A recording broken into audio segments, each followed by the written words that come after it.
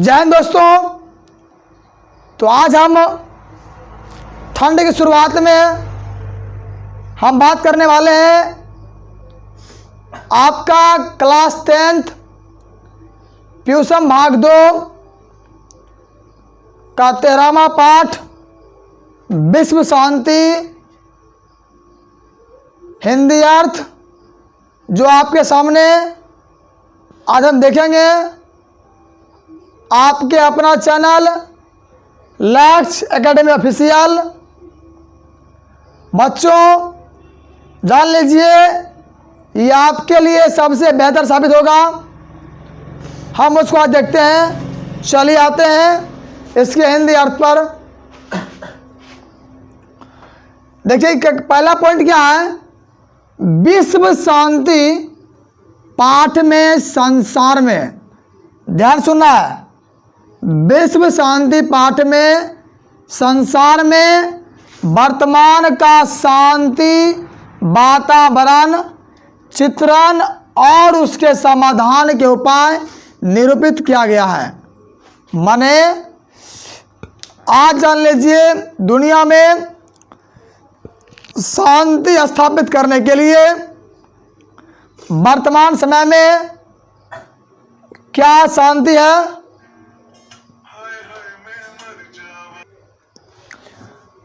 तो यहाँ क्या है बच्चों, उसके समाधान के उपाय निरूपित किया गया है।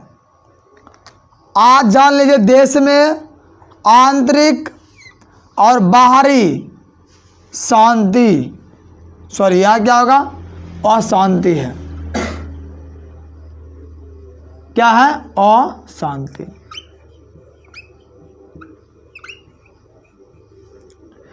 उसकी उपेक्षा कर कोई अपने जीवन को आगे नहीं बढ़ा सकता है। जान लीजिए, आज हमारे देशों में, देश के अंदर भी अशांति है, बाहर भी क्या अशांति है।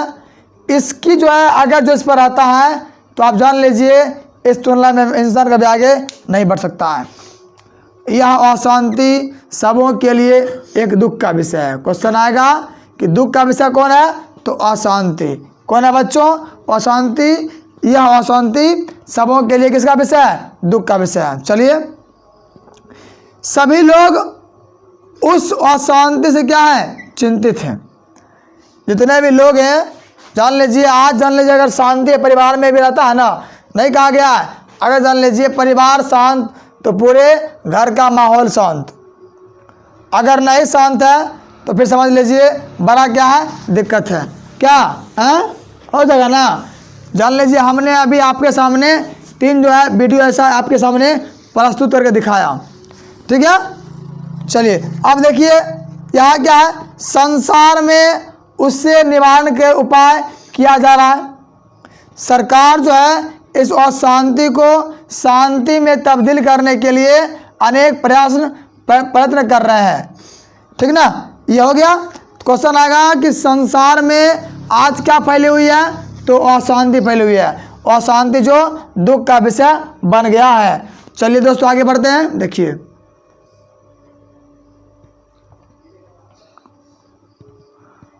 अब देखिए अगला पॉइंट क्या है, ध्यान सुनना है। वर्तमान संसार में प्रायः सभी देशों में उपद्रव या अशांति दिखाई पड़ रहा है। हम बताए तुरंत अभी बताया ना संगमा मनवा टिंकी हैं कि वर्तमान संसार में प्रायः सभी देशों में उपद्रव मुझे क्या होता है, जो झगड़ा करेगा, करवाएगा, वहां क्या दिखाई दे रहा है, अशांति दिखाई दे रहा है। जंगलों में, घरों में, शहरों में, सब जगह पी पा पू पा करते रहता है। क्या जान लीजिए, कुछ ही जगह शांत वातावरण है। कुछ देश की आंतरिक समस्याओं को लेकर झगड़ा है, और जान लो उससे शत्रु देश आनंदित होकर झगड़ा को बढ़ाते हैं। नहीं, अगर जान लीजिए कोई 2 देश अगर आपस में हो रहा है विवाद, तो जान लीजिए वहां पर जो है तीसरा देश आएगा और उस विवाद को बढ़ाएगा, और क्या लेगा, वो अपना वो अलग एक मजा लेगा। क्या जी? हाँ, जहाँ जल शांति वहाँ भी क्या है, अंदर की समस्याओं को लेकर खुद ब खुद का लड़ाई झगड़ा करते रहता है। कुछ अनेक राज्यों में परस्पर शीत युद्ध चल रहा है। देखिए, शीत युद्ध ये होता है जिसमें लोग को धमकाता है, हम ही कर देबो, हम गोली मार देबो, हम ये कर देंगे, सब क्या है, सब मेरा शीत युद्ध जान लीजिए। तो आज जान लीजिए लगभग अनेकों राज्य में क्या चल रहा है, तो शीत युद्ध चल रहा है। किसी को कोई दिक्कत नहीं। चलिए आगे बढ़ते हैं। आगे देखिए, वस्तुतः संसार अशांति सागर के किनारे पर बैठा दिखाई पड़ रहा है। आज जान लीजिए, परंतु संसार जो है अशांति सागर के किनारे पर बैठा हुआ है। क्वेश्चन आएगा कि जान लीजिए संसार कहाँ बैठा हुआ है, तो अशांति सागर के किनारे बैठकर न बैठा हुआ है। आज जान लीजिए यह जो है ना लड़ाई झगड़ा विवाद हमारे समाज को तोड़ रहा है। जैसे पहले अंग्रेजों ने आया था, वह कहा था हर भारतीय को फूट डालो और उस पर राज करो। वही जान लीजिए ये हो गया है।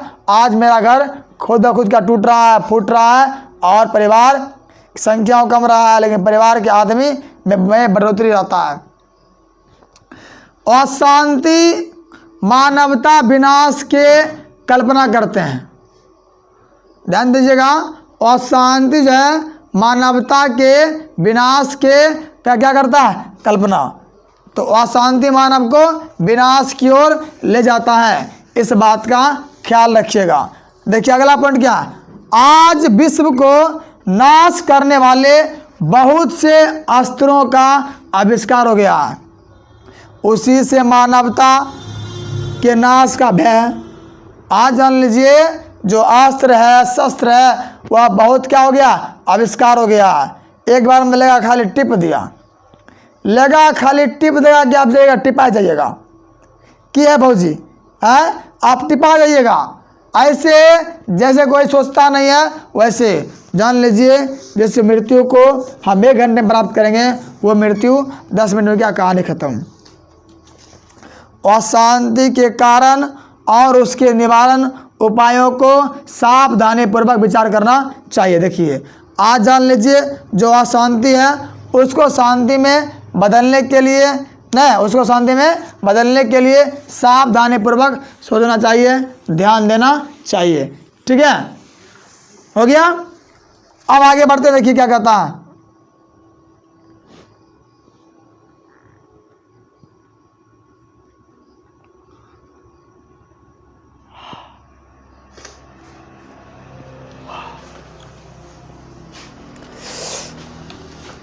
आप देखो क्या कितना बड़ा पॉइंट है।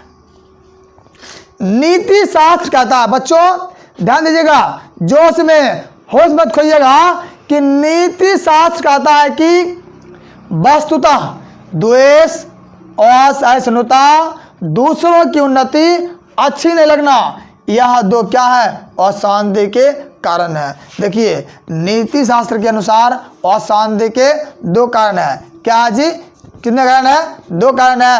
पहला क्या होगा, पहले देखिए यहां पर दिया गया द्वेष, फिर क्या दिया गया, असहिष्णुता।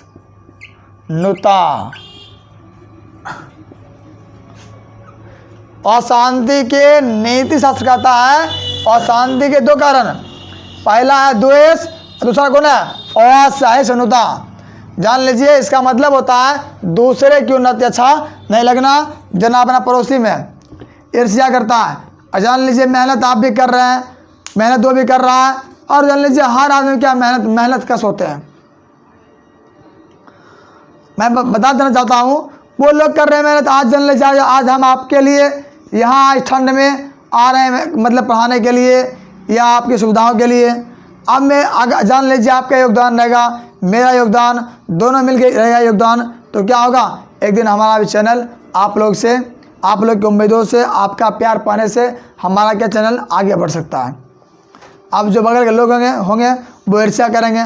देखिए कुछ ऐसा नहीं है, आज जो हमारा मेहनत है वो हम दिख रहे हैं। द्वेष होता है किसी के अंदर अपनापन नहीं होना, और असहिष्णुता होता है दूसरे की उन्नति को देखकर अच्छा नहीं लगना। आज जान लीजिए यही क्या है, ध्यान देना है। क्वेश्चन जब आएगा कि नीति शास्त्र के अनुसार अशांति कितने कारण है? 2। तो कौन कौन है? तो हमारा हो जाएगा बच्चों, कौन कौन होगा? मेरा होगा द्वेष और असहिष्णुता। जान लीजिए, एक देश, ध्यान सुनना, एक देश दूसरे देश की उन्नति को क्या करता है? द्वेष करता। देखिए मतलब जो आज जान लीजिए जो हम लोग देखते हैं, ये ध्यान देना है कि एक देश दूसरे देश की उन्नति को देखकर क्या करता है? द्वेष की भावना रखता है, ठीक है। और जान लीजिए उस देश की उन्नति को नाश करने के लिए हरदम क्या रहता है? रहता है प्रयास में। मतलब जान लीजिए कोई देश अगर है किसी को चाहता है गिराने के लिए, क्या करेगा? उसके ऊपर वो हावी हो जाएगा, देखेगा आगे बढ़ रहा है, क्या हो जाता है? उसके ऊपर हावी होता है और हर समय उसको गिराने के फिलाके में रहेगा, ठीक ना। द्वेष जो है जान लीजिए ये असहिष्णुता को जन्म देता है। क्वेश्चन आएगा द्वेष किसे जन्म देती है? तो द्वेष जो है बच्चों असहिष्णुता को जन्म देती है। क्या? द्वेष क्या देगा? द्वेष असहिष्णुता को जन्म देती है।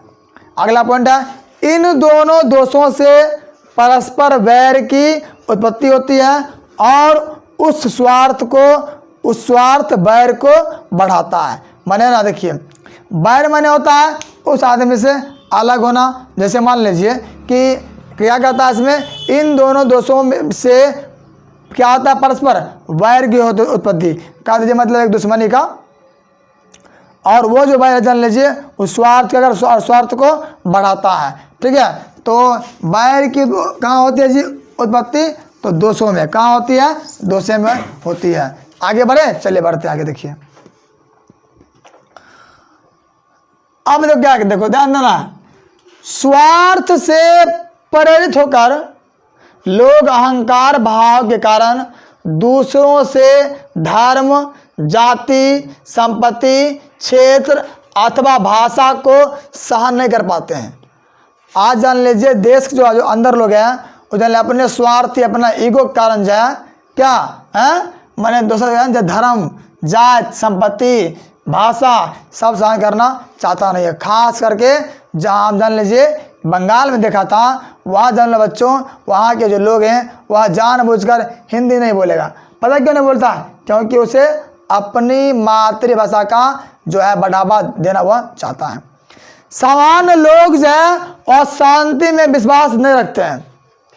जो लोग साधारण सिंपल जीवन जीते हैं जान लीजिए वो लोग कभी अशांति में विश्वास नहीं रखते हैं। इसके बाद भी बलपूर्वक उनको क्या जाता है? प्रेरित किया जाता है। स्वार्थ संबंधित उपदेशों को बलपूर्वक निवारण करना चाहिए। माने जान लीजिए जो है इसके बाद बल के पूर्वक जो है इसे क्या, बल के पूर्वक या स्वार्थ संबंधित उपदेशों को बलपूर्वक इसका खत्म करना चाहिए और शांति स्थापित तभी हो सकता है। परोपकार के प्रति ध्यान दीजिए, परोपकार के प्रति यदि प्रवृत्ति को जगाना है तब जान लीजिए सबसे पहले स्वार्थ को त्यागना चाहिए। यह संसार में महापुरुष, विद्वानों और चिंतकों की कमी नहीं है। जान लीजिए ऐसा नहीं है कि हमारे देशों में जान लीजिए महापुरुष चिंतक नहीं है, बस का नहीं है कि परोपकारी व्यक्ति जो है उसको अपने प्रवृत्ति में जगना होगा और स्वार्थ को त्यागना होगा। सभी को नौकरी, सभी को छोकरी देना होगा।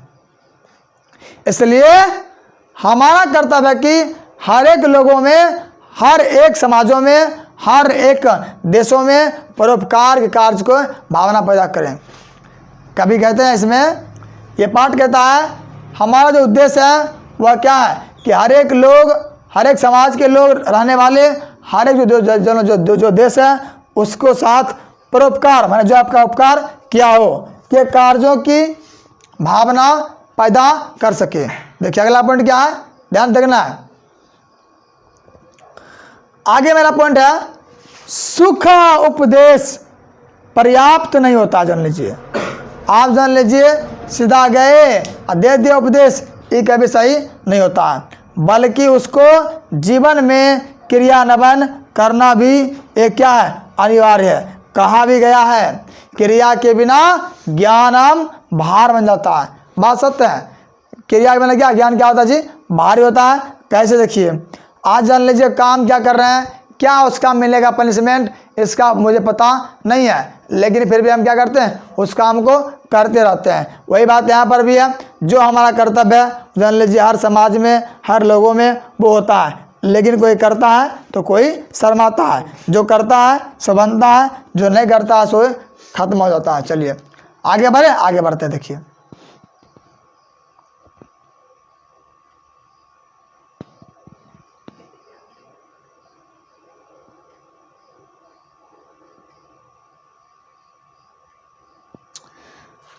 अब देखिए जो हमारा है, ध्यान देना, अब आपका लगभग क्लास खत्म है। भारतीय नीतिकार लोगों ने सच कहा है कि जो भारत के नीति वाले जो लोग थे उनका मानना कोई गलत नहीं था। वो हमारे देशों में शांति स्थापित करने के लिए शांतिक फेरा में शांति के पीछे घूम रहे थे।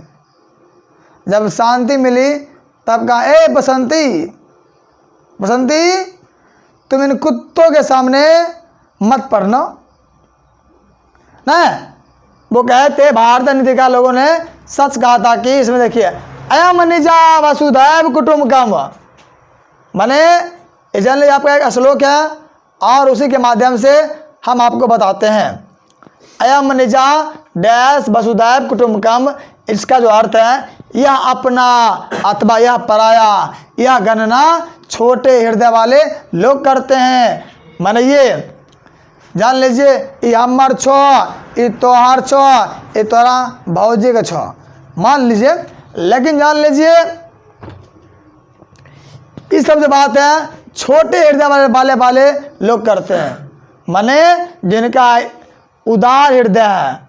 क्या है जी, उदार मान लो हृदय वाले लोगों के लिए यह धरती कुटुंब माने परिवार के समान है। अब बात सही है, अगर मान लीजिए हम जिन लोग कोई परिवार जोड़ेंगे, हमारे नानी के नाना जी हुए, नाना जी के वह नाना जी हुए, वह नाना जी जो थे वो वहाँ रहते थे, ठीक है। मतलब जान लीजिए आपको जो है ये सब क्या है, अगर हम ऐसे जोड़ते हैं तो क्या मेरा परिवार आज हो जाएगा एक जगह, ठीक है। मतलब यही।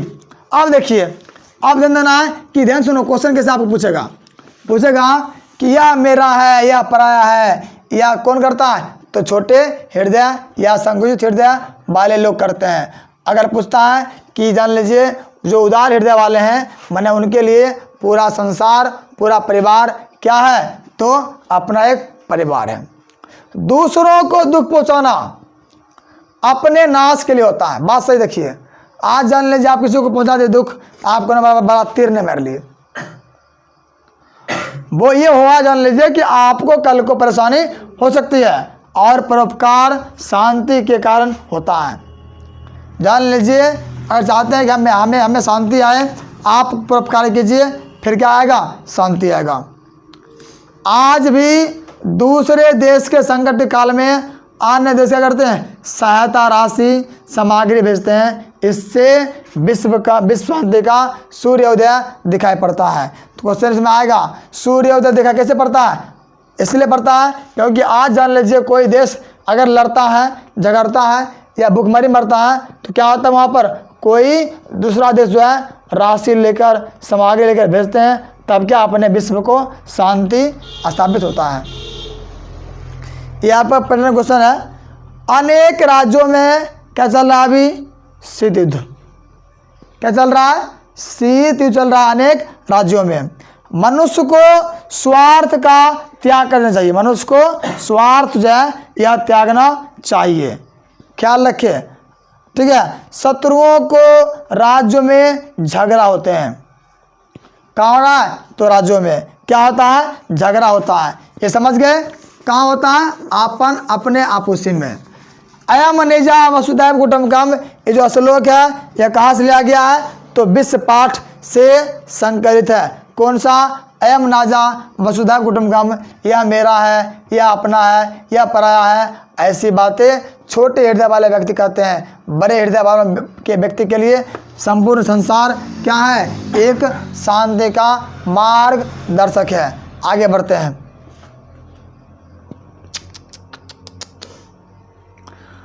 अब देख क्या है, अयम निजा वसुधैव कुटुम्बकम, ये उक्ति किसका है? मैंने क्यों बनाई बात? ये क्या बोले थे? नीतिकार लोगों ने, नीतिकार लोगों का कहना था। संसार आज कहाँ बैठा हुआ है? तो संसार जो बच्चों आज जान लीजिए, सॉरी, संसार में जो सागर है वो जान लीजिए आज अशांति के सागर में बैठा दिखाई पड़ रहा है। ठीक है, कौन? अशांति के सागर में। ईर्ष्या और सहिष्णुता अशांति को उत्पन्न करता है। बात सही है, जान लीजिए जो हमारा ईर्ष्या है और ये क्या है, सहिष्णुता जो है यह अशांति को खत्म करता है। ठीक है, चलिए आगे बढ़े, आगे बढ़ते देखिए। आप देखिए बाबू आपका जो है ये कहानी खत्म हो गई आपके सामने। आप दिख रहे हैं काले वाले सर हैप्पी सर जी नहीं, गोरे वाले सर हैप्पी सर, काले वाले आप लोग, दिल वाले आप लोग। बेस्ट ऑफ लक, जय हिंद दोस्तों। अब हम मिलते हैं आपके अगले वीडियो विश्व शांति के ऑब्जेक्टिव क्वेश्चन पर।